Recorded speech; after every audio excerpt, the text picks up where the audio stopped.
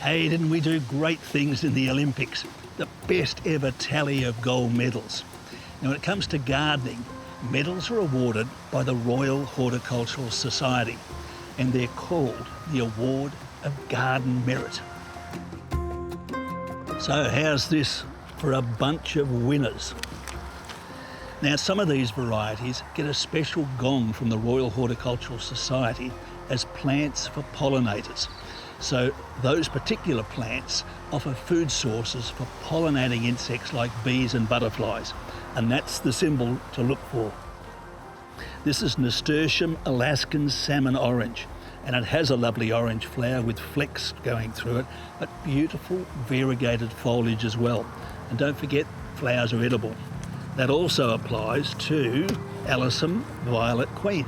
It's a member of the cabbage family. Now, it's a great little ground cover with dazzling purple flowers.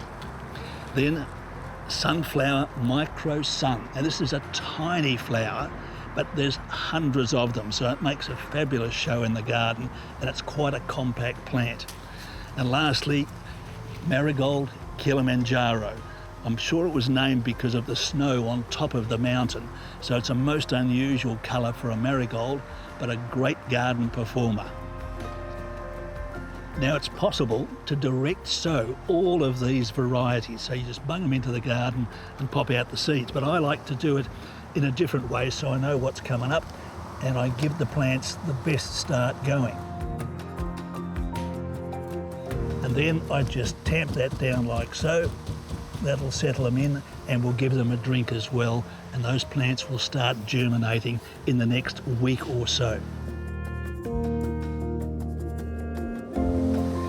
So next time you're out buying seeds, keep an eye out for these symbols of excellence, so you'll be sowing some gold medal winners in your backyard.